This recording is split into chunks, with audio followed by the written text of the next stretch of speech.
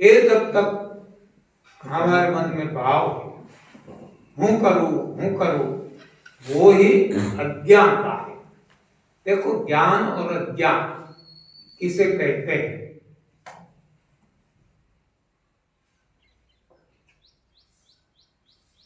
ज्ञान और अज्ञान नरसिंह मेहता के हिसाब से अज्ञान है मैं कर रहा हूं, और ज्ञान है इससे उल्टा, मैं नहीं कर रहा हूं, करने वाला कोई और है। हूं करूं एक अज्ञानता शकटनो बार्जन स्वांता है। यानी उन्होंने एक उदाहरण दिया है, एक एग्जाम्पल दिया है कि शकट यानी बैलगाड़ी। एक बैलगाड़ी का बोझ बैलगाड़ी के नीचे चल रहा कुत्ता ऐसा मानता हूं कि ये बोझ मैं वहन कर रहा हूं। उसी तरह हम एक कुत्ता ही है, हम जो ऐसा मानते हैं कि मैं कर रहा हूं, और दुनिया में हर कोई इंसान वो मानता है कि मैं कर रहा हूं, इसलिए हम एक कुत्ते के समान हैं। अज्ञान है, अज्ञानी है। ज्ञानी कौन है? जो मानते हैं कि मैं नहीं करता। तो इंसान के अलावा जितने भी प्राणी हैं, छोटा कीटक ले लो, एक ज्ञानी है, और हम सब अज्ञानी हैं। हम पढ़े लिखे हैं, इसको ज्ञानी कहते हैं, वो गलत है। पढ़ने से ज्ञानी नहीं होता, पढ़ने से पंडित हो सकते हैं, ज्ञानी नहीं। ज्ञान भीतर का मामला है। आप बहुत सारे को देखेंगे। एक गंगा सती हो गई गुजरात में, भावनगर डिस्ट्रिक्ट में, टोटली अनपढ़, और उसने जो दिया आज उस पर कई लोगों ने पीएचडी किए और करते रहेंगे।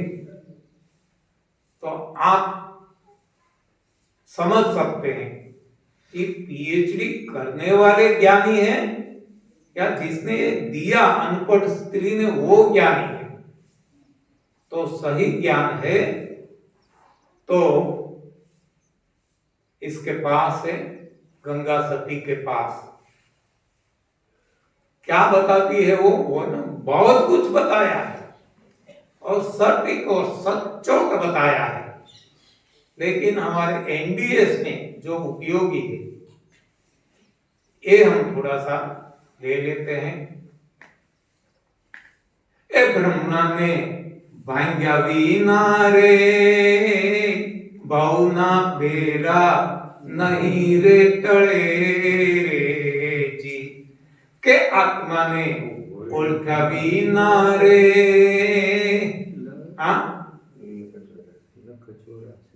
लख 84 नहीं रे टळे रे जी। तो वो कहती है कि भ्रमणा जो भ्रमित हो चुके हैं, सारा इंसान, कोई भी इंसान आज भ्रमित दिशा में जी रहा है। कोई भी ले लो, तो एक भ्रमणा को तोड़ना होगा। ये सेमिनार हम करते हैं, क्यों करते हैं? डायबिटीज दूर करने के लिए नहीं, कोई रोगियों को ठीक करने के लिए नहीं। वो तो बाय प्रोडक्ट है, वो तो अपने आप होता रहेगा। लेकिन ये भ्रमणाओं को तोड़ने के लिए करते हैं।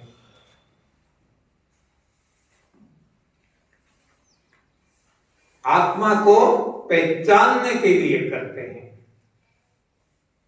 आत्मा को पहचान लिया, परमात्मा को पहचान लिया। क्यों?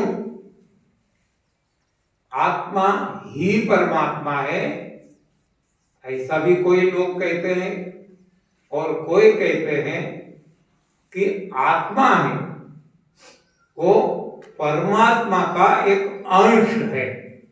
परमात्मा अंशी है, आत्मा अंश है। एक ही बात है। समंदर में से कोई एक पानी का बूंद निकाल ले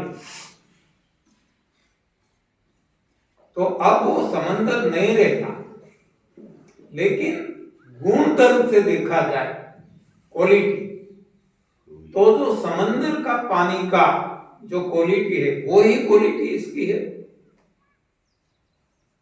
तो वैसे देखे तो ये पानी का बूंद समंदर ही है, केवल वॉल्यूम में डिस्टेंस है और कोई नहीं। तो एनीवे इसमें मैं जाना भी नहीं है, ज्यादा ऐसी चर्चा करना है भी नहीं है, क्योंकि मैं कोई कथाकार नहीं हूं, वैसे मैं कोई कलाकार भी नहीं हूं, और मैं हूं तो क्या हूं? एक नालायक आदमी। नालायक, नालायक किसको कहते हैं? ना लायक, जो लायक नहीं है वो, क्योंकि मेरे पास कौन सी लायकात है? हाँ, धर्म के बारे में बोलने की, रोगों के बारे में बोलने की कोई एजुकेशन क्वालिफिकेशन मेरे पास नहीं है, इसलिए मैं कहता हूं कि मैं नालायक हूं। लेकिन आप सब इतने उदार हो कि नालायक को भी सुनते हो, मान पान देते हो। हाँ, ये आपका बड़प्पन है।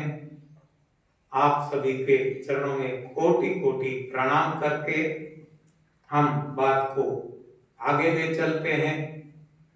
तो आपको लगेगा कि हम तो रोगों को दूर करने के लिए आए थे यहाँ, कोई डायबिटीज दूर करने के लिए, कोई बीपी, कोई एसिडिटी, कोई माइग्रेन, कोई ये रोग, कोई वो रोग, और यहाँ तो कुछ और चल रहा है। हाँ, तो ये कुछ और नहीं चल रहा है, वो ही चल रहा है जो चलना चाहिए। यही आपके जीवन में परिवर्तन लाएगा। जीवन में आनंद हमें चाहिए। देखो, आनंद और सुख में अंतर है। हाँ, सुख के बारे में भी नरसिंह मेहता ने बताया है।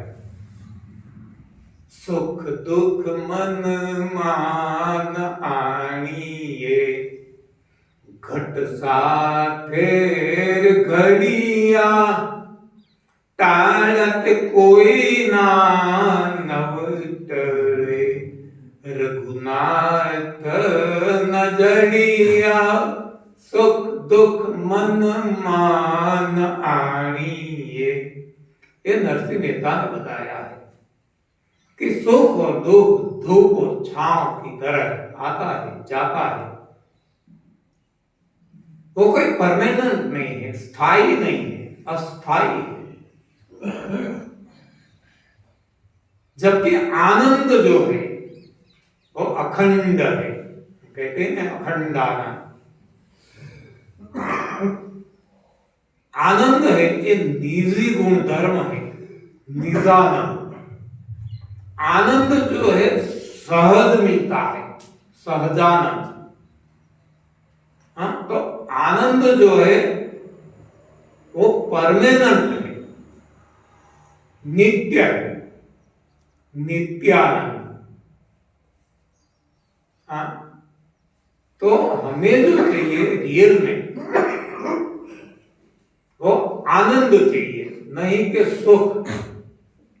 सुख तो आज आया कल चला जाएगा, इसका क्या भरोसा। लेकिन हमें वो चाहिए जो अमर रहे, जो मर जाए वो नहीं। इसलिए मीरा भाई ने भी कहा है, मेरे तो गिरधर गोपाल दूसरो ना कोई। हाँ, मीरा को भी पति थे राणा थे, लेकिन वो मरने वाला था एक न एक दिन। तो मीरा जी चाहती थी कि मुझे ऐसा पति चाहिए कि मेरा चूड़ा कभी खंडित ना हो, मेरा सेतक के सुंदर कभी लुप्त ना हो जाए। वो ये तो कभी बनता है जब कोई अमर मिल जाए, जो मरे नहीं। बाकी तो नाशवंत है सारी दुनिया, जिसका जन्म है उसका मौत तो है ही। इसलिए मीराबाई जी कहती है, मेरे तो गिरधर गोपाल दूसरो ना कोई। तो हमें भी ऐसा अखंड आनंद चाहिए, निजानंद, साजानंद, प्रेमानंद, नित्यानंद, हाँ, मुक्तानंद, जो भी कहे, बस ऐसा आनंद चाहिए जो आनंद सहज है, जिसके लिए कोई प्रयास नहीं करना पड़ता। और सहज यदि हम बन गए तो सब कुछ मिल गया। तो सहज बनना यानी क्या है?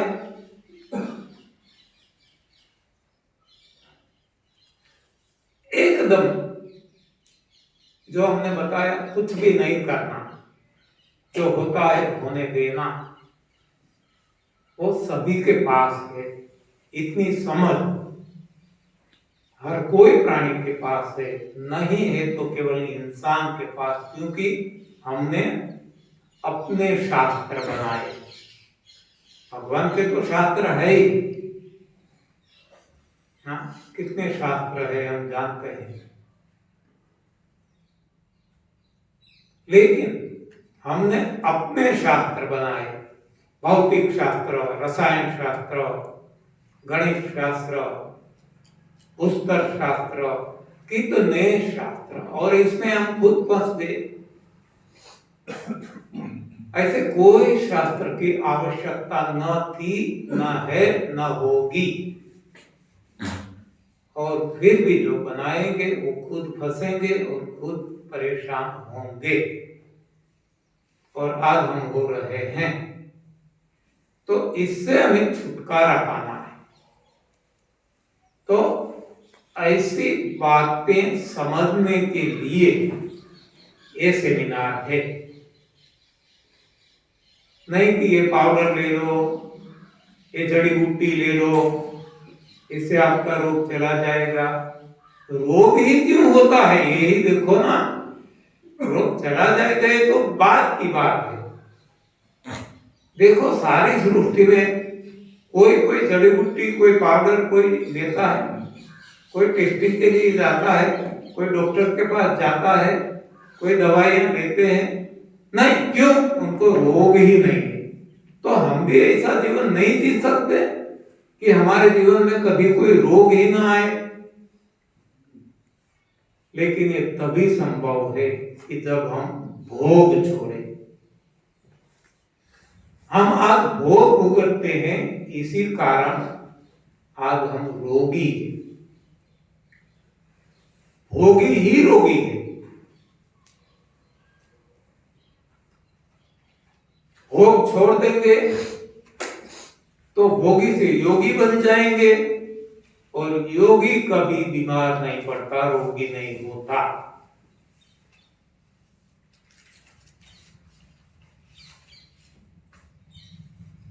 आप जानते भी होंगे, मुझे बहुत पता नहीं है, लेकिन ऐसा कुछ कहा जाता है, जो 3 बार खाते हैं रोगी, 2 बार खाते हैं भोगी, 1 बार खाते हैं योगी, ऐसा कुछ कहा जाता है। मैं तो कहता हूं कि जो बिल्कुल नहीं खाता वो ही योगी है, न खाता है न पीता है, वो ही सही में योगी है। योगी यानी त्यागी, जिसने सर्व कुछ त्याग दिया, वो ही सही में योगी है। और जो योगी है वो ही ईश्वर की प्राप्ति कर सकता है, भोगी कभी भी नहीं, नेवर। चाहे कपड़ा बदल ले, चाहे तिलक लगा ले, माला घुमा ले, तीर्थाटन कर ले, जो भी करना है कर ले, उनको भगवान कभी न मिला है न मिलेगा। भगवान उनको ही मिलते हैं जो योगी बनते हैं।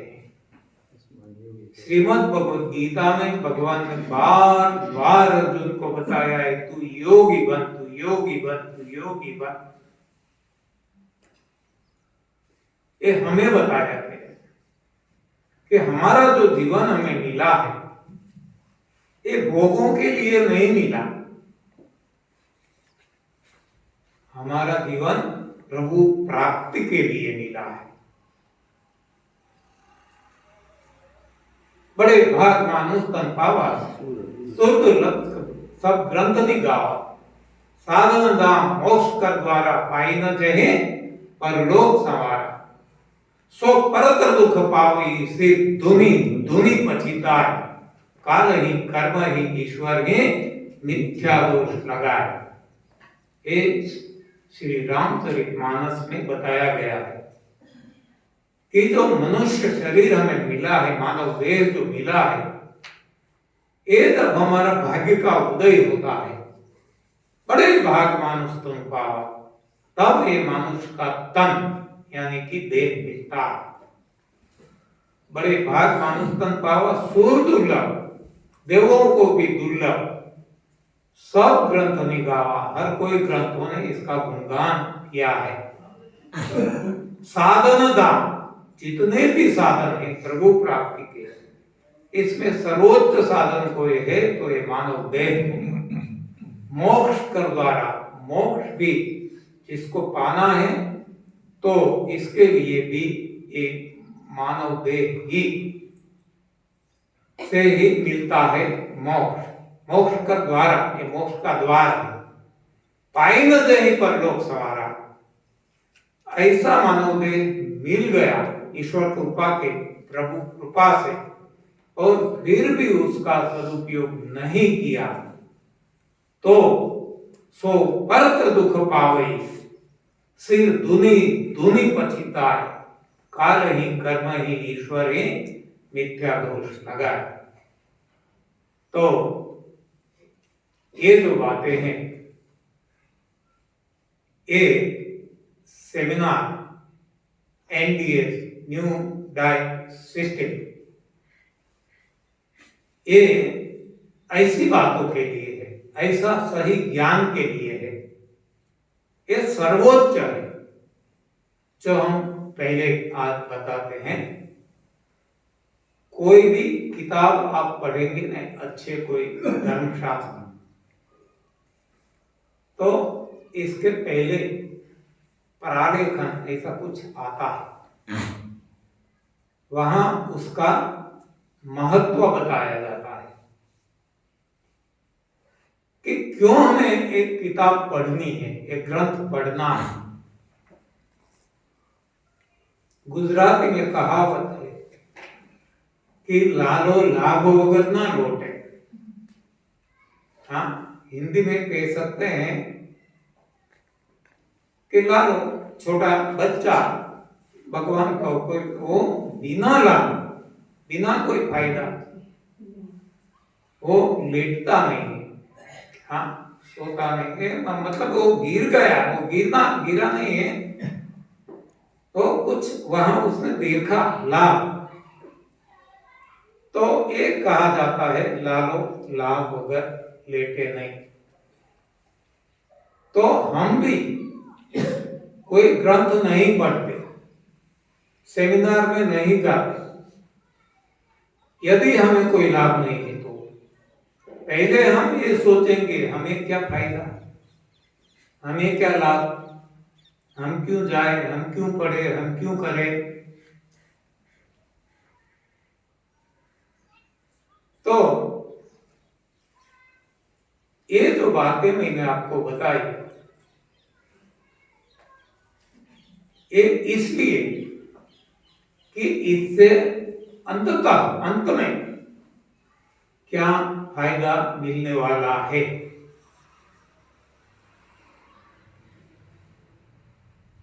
जैसे कि हमें इंजीनियर बनना है, सीए बनना है, एमबीबीएस, एमडी, एमएस बनना है,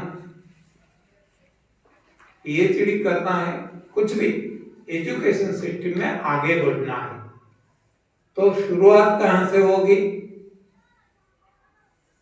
1 2 3 ABC अब से, बराबर। तो उसी तरह हमें प्रभु प्राप्ति करनी है, लेकिन प्रभु प्राप्ति डायरेक्ट तो नहीं हो पाएगी, जैसे डिग्री डायरेक्ट नहीं मिलती। तो शुरुआत तो कहीं ना कहीं से करनी होगी। तो ये जो शुरुआत है वो है न्यू डाइट सिस्टम। हम गलत समझ लेते हैं कि न्यू डाइट सिस्टम यानी शरीर के लिए है, रोगों के हटाने के लिए है। हाँ, ये हम गलत सोचते हैं। ये शुरुआत है, वहां से शुरू 1 2 3 शुरू होता है, लेकिन वही 1 2 3 ही सारा जीवन लिखते रहना, पढ़ते रहना नहीं है, आगे बढ़ना है। बाद में समेशन, एक्सट्रैक्शन, मल्टीप्लिकेशन, डिवीजन, हाँ, यानी प्लस करो माइनस करो, तो इसमें आगे बढ़ना है। और ऐसे करते करते गंभीर से गंभीर जो मामला है, जिसको कोयला कहते हैं गुजरात में, कोयला, इसको हम सुलझा सके, ऐसी हमारी क्षमता आ जाए। इससे आगे चल के अब हम सेकेंडरी में जाए, हायर सेकेंडरी में जाए, कॉलेज में जाए और हमारी जो डिग्री है हम हासिल कर सके।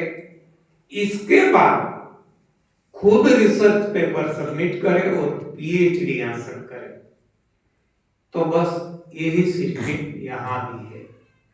ये जो एनडीए से केवल 1 2 3 शुरुआत है, फर्स्ट स्टैंडर्ड है, लेकिन हमें तो डिग्री हासिल करना है और बाद में पीएचडी करना है, खोज करना है। तो खोज कहां करेंगे? बाहरी खोज बहुत की, कुछ नहीं मिला। अब खोज करेंगे भीतर।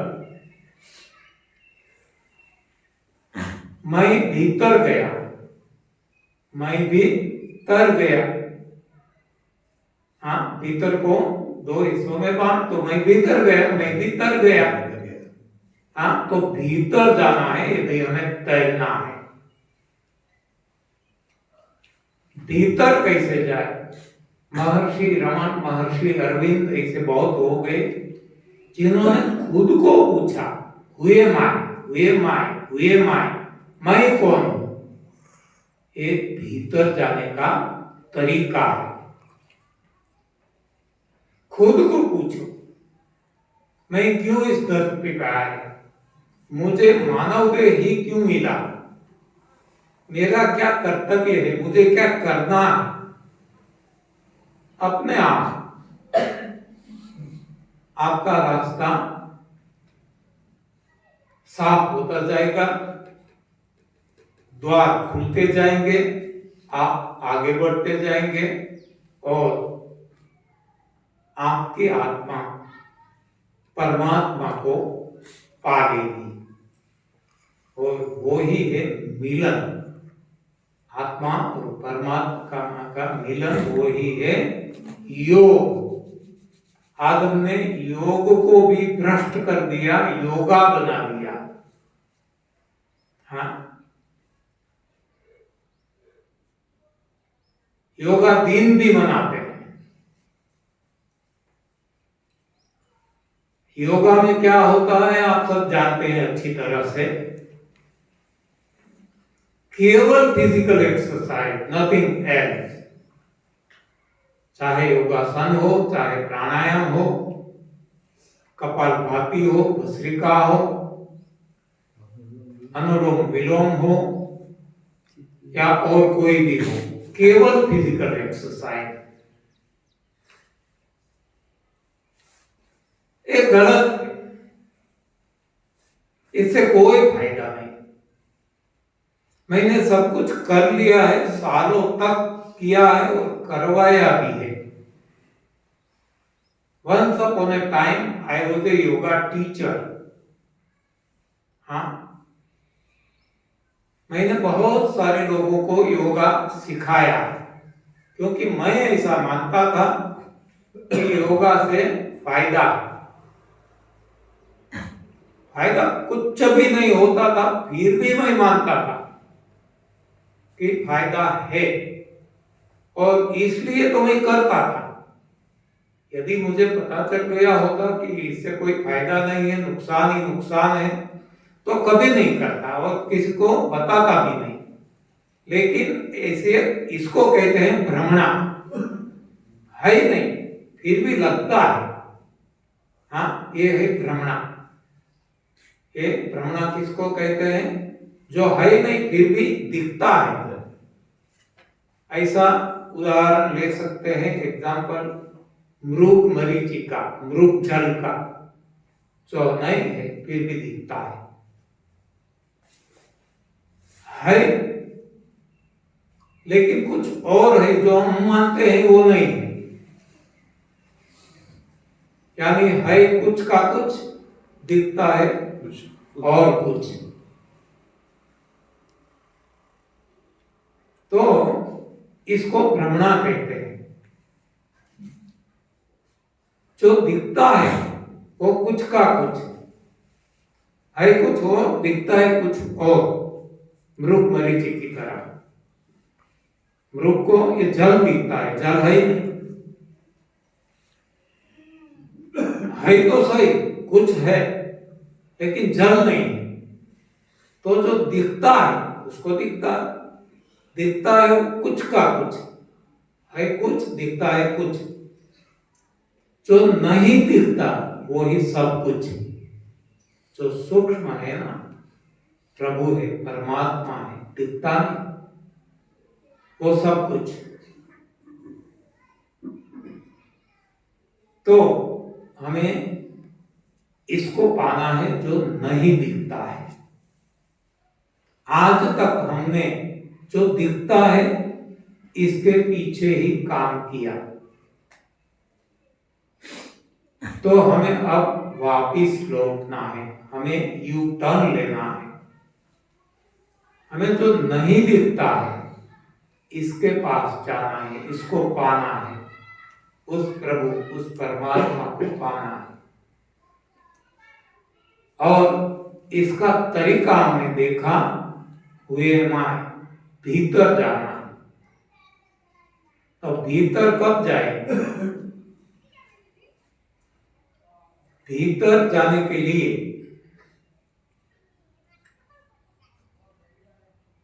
हाँ, हमें जाना है कहीं एक जगह से दूसरी जगह, लेकिन वहां बाधाएं हैं, तो अवरोध है, तो अवरोध को हटाना पड़ेगा।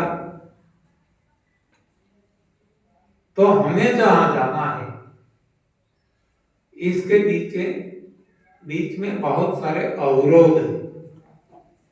अवरोध को हटाना होगा। जब अवरोध को हटा देंगे तब साफ सुथरा हो जाएगा, स्पष्ट दिखेगा, हमारा रास्ता साफ हो जाएगा, क्लियर हो जाएगा। तो एक पर्दा हटाना है।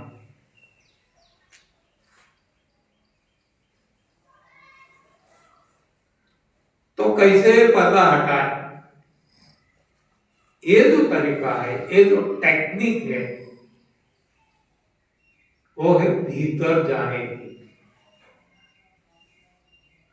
और भीतर जाने के लिए जो ये हटाना है पर्दा, इसकी जो टेक्निक है वो है न्यू डाइट सिस्टम।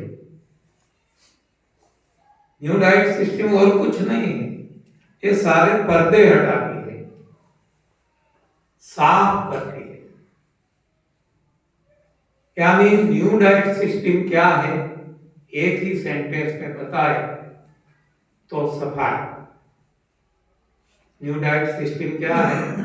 सफाई। जो हम आज डाइट सिस्टम अपना रहे हैं, कोई भी डाइटिशियन हमें दे रहे हैं, वो सफाई का रास्ता कभी नहीं दिखाते। वो और ज्यादा गंदगी शरीर में कैसे आए उनको मालूम नहीं, अज्ञानता है। तो ये हमारी प्रिवेलिंग डाइट सिस्टम है। इससे हमें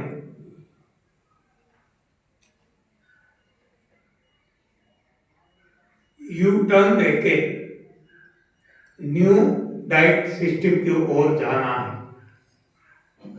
न्यू डाइट सिस्टम क्यों नाम रखा? वैसे तो एक ओल्ड डाइट सिस्टम है। हाँ, पुराने जमाने में जो ऋषि मुनि तपस्वी लोग, भगवान रामचंद्र जी, हनुमान जी, भगवान श्री कृष्ण, कोई भी अवतार ले, वो जो खाते पीते थे, उनकी जो रहन सहन थी, उनकी ओर बढ़ने के लिए ये जाने का रास्ता है।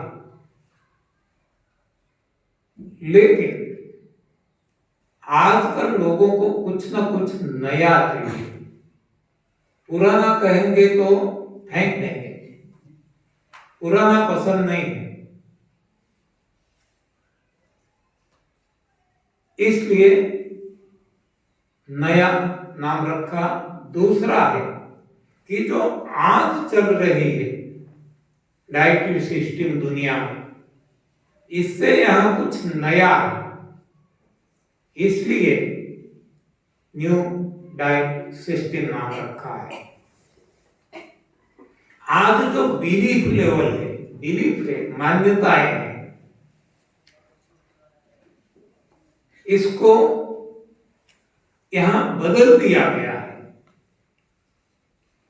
इसलिए भी ये कुछ नया है, इसलिए नया नाम रखा है।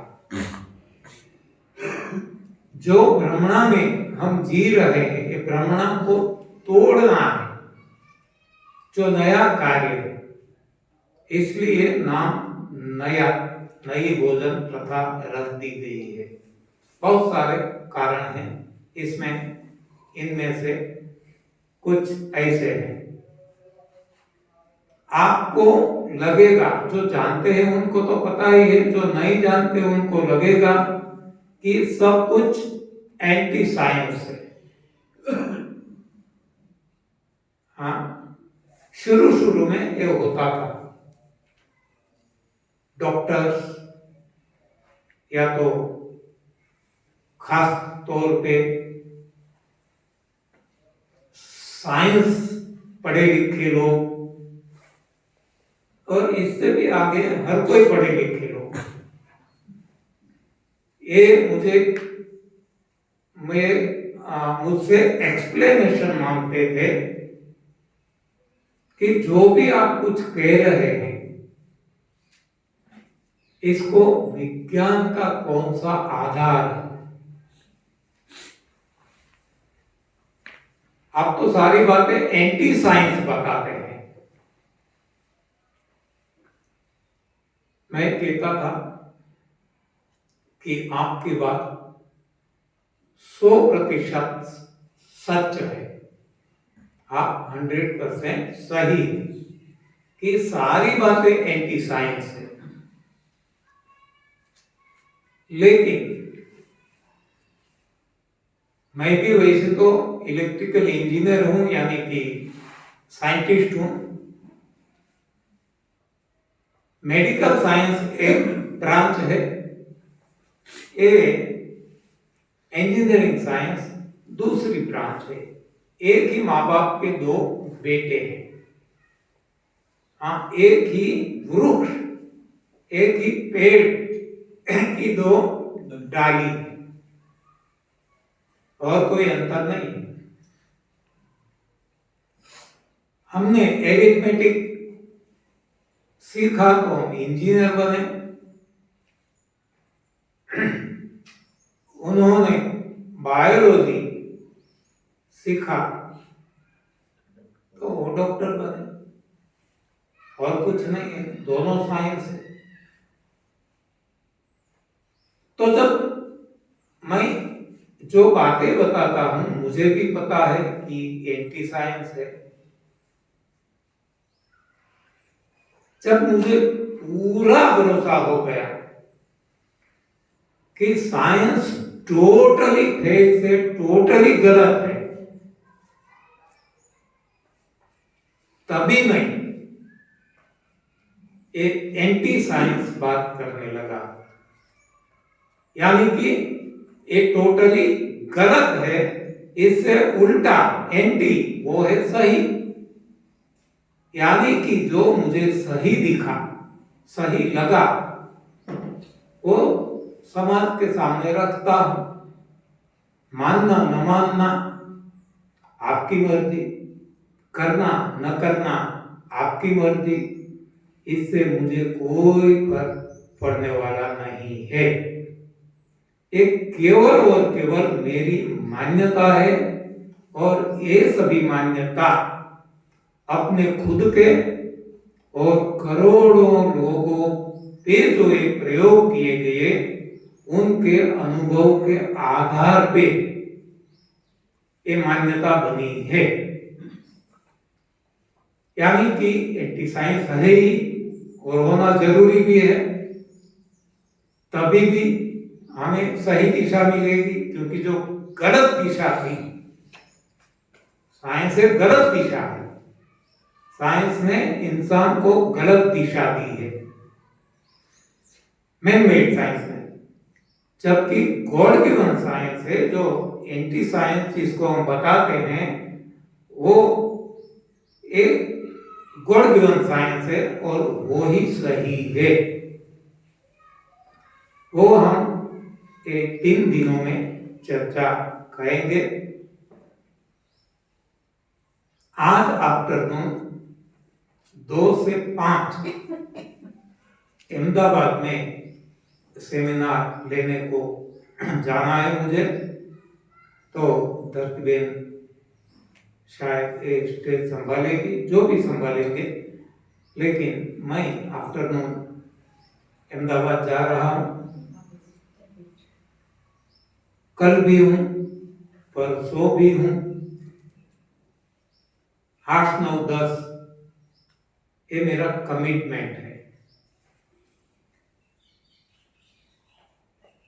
11 और 12 तो अंतिम दिन प्रदीप भाई शाह आएंगे बॉम्बे से। जैन है, दूध के बारे में खास वो बताएंगे, क्योंकि दूध के बारे में इतनी हम भ्रमित हो चुके हैं।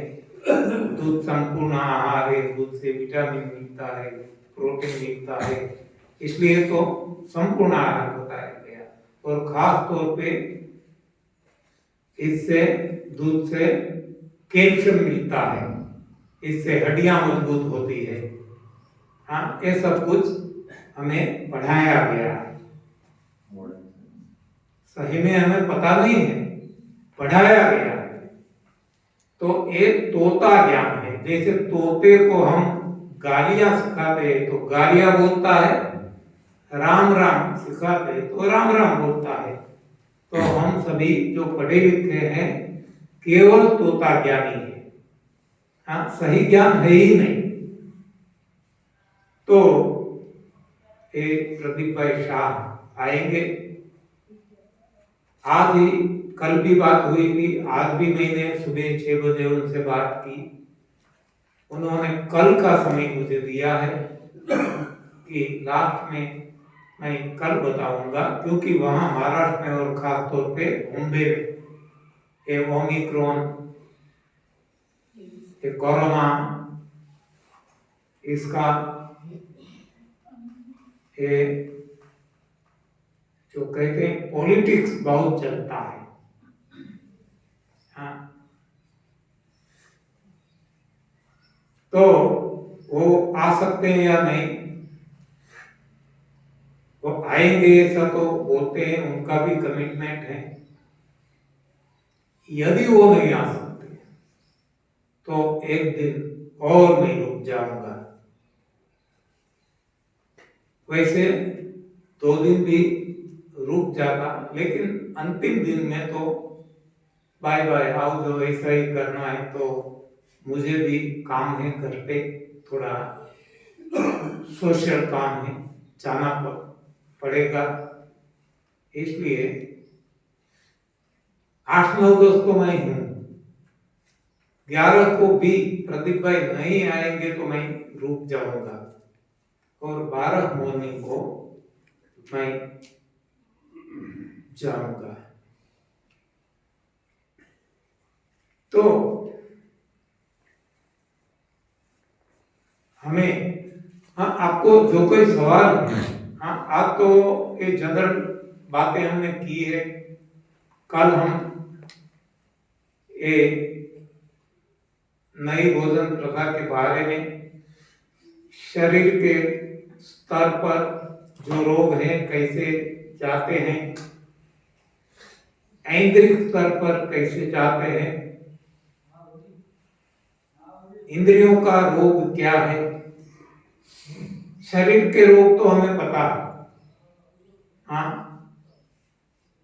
कब्ज, एसिडिटी, डायबिटीज, बीपी, कैंसर, ये सारे वायरल डिजीज, ये हमें पता है।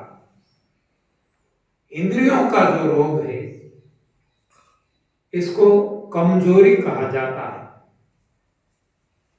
वो कैसे हटाया जा सकता है? मन का जो रोग है, मानसिक रोग जो कहते हैं, मेंटल टेंशन और आगे जाके डिप्रेशन, तो इसको कैसे हटाया जा सकता है?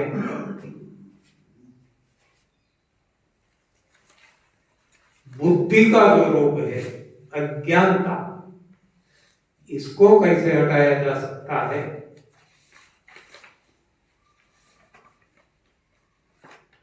चित्त यानी अहम, इसका रोग है वियोग। ये दुख, ये रोग कैसे हटाया जा सकता है? आत्मिक जो रोग है, आत्मा का,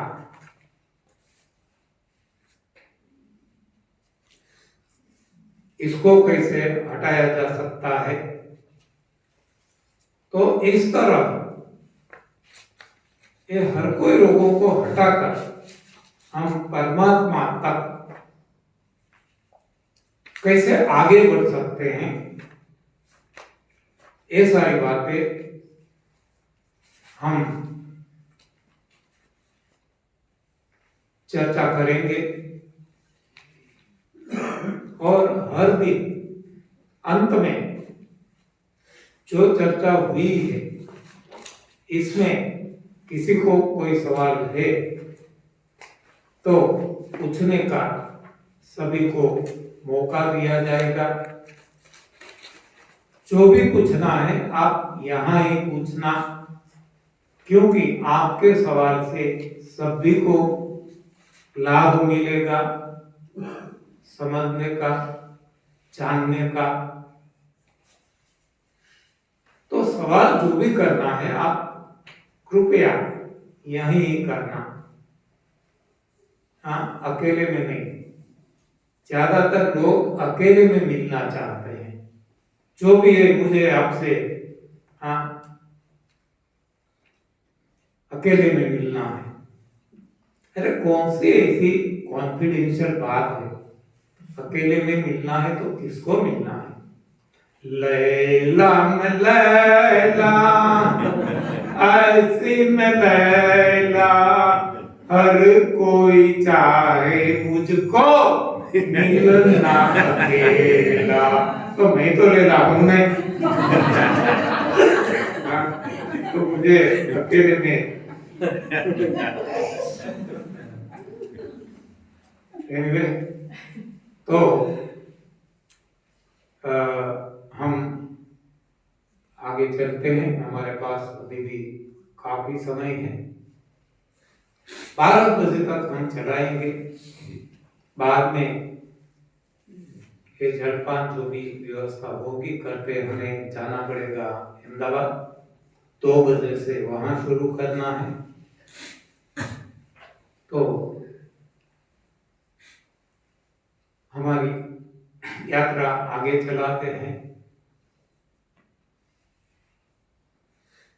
तो ये जो नई भोजन प्रथा है, एक शुभ शुरुआत है प्रभु को पाने की, नए की रोगों को हटाने की। लेकिन ऐसी छाप बन चुकी है, इंप्रेशन बन चुकी है सारे समाज में, सारी सोसाइटी में, कि नई भोजन प्रथा यानी शरीर के रोग हटाने के लिए। हाँ, बहुत सारे लोग और ज्यादातर लोग ऐसा ही मानते हैं। और खास तौर पे जो ध्यान केंद्र चलाते हैं, जो मन पर काम करते हैं, वो लोग तो खास ही मानते हैं कि इससे शरीर हमारा भी ठीक हो गया, हमारा ध्यान भी अच्छे तरह से लगने लगा पहले की तुलना में। तो ये शरीर शुद्ध हो गया। शरीर शुद्धि के लिए आपका एनडीएस है, और मन की शुद्धि के लिए आप हमारे पास आओ। हाँ, ऐसा जो मन पे काम करते हैं वो लोग ऐसा मानते हैं और कहते हैं, करते भी है। इसलिए मैंने बता दिया कि वो तो मन के स्तर पे काम करते हैं, लेकिन ये जो है एक साधना है। और ये साधना सर्वांश काम करती है। जीवन में जितने भी ऐसे हम शरीर हो, इंद्रियां हो, मन हो, बुद्धि हो, चित्त हो, चित्त अहम, कोई भी, या तो जो कहें कि आध्यात्मिकता हो, सभी में ये साधना काम कर रही है। और इसका नाम रामचरित में बताया गया है तप, सेवा, सुमिरन। इसको बताया गया है त्रिसूत्री साधना, तप, सेवा, सुमिरन। तो लगेगा कि ये तो केवल रामचरितमानस में ही है, तो ये तो हिंदुओं का हो गया। हाँ, तो मुस्लिम दूर भागेंगे, क्रिश्चियन दूर भागेंगे, सिख दूर भागेंगे, जैन दूर भागेंगे, ऐसा नहीं है। हर कोई शास्त्रों में है, हर किसी धर्म के। जैसे कि श्रीमद् भगवद गीता में इसको तप, दान और यज्ञ बताया गया है। तप कॉमन रखा है, सेवा की जगह दान शब्द का प्रयोग किया है। सुमिरन की जगह यज्ञ का नाम प्रयोजन किया गया है। अब बाइबल में देखें, क्रिश्चियन धर्म, वहां यही साधना तप को फास्टिंग बताया गया है, सेवा को चैरिटी बताया गया है, सुमिरन को प्रेयर बताया गया है। एक ही बात है, फास्टिंग, चैरिटी, प्रेयर। कुरान में ले ले, मुस्लिम धर्म ग्रंथ, वहां रोजा, ज़कात, नमाज बताया गया है। रोजा यानी फास्टिंग यानी कि तप, ज़कात यानी कि सेवा, जिसको गीता जी ने दान बताया, और नमाज यानी प्रेयर, प्रार्थना, सुमिरन। एक ही बात। अब सिखों का धर्म ग्रंथ ले लें तो गुरु ग्रंथ साहिब में बताया गया है उपवास, तप, 10 बार, दशांश, सेवा, उपवास, 10 बार, सुमिरन। एक ही बात है, कोई भी धर्म ग्रंथ ले लें तो एक तप, सेवा, सुमिरन का मार्ग वो प्रभु प्राप्ति का मार्ग है। वो मार्ग शुरू होता है एनडीएस से। तो एनडीएस से वो शुरुआत है और अंत है प्रभु प्राप्ति, और मार्ग है तप, सेवा, सुमिरन।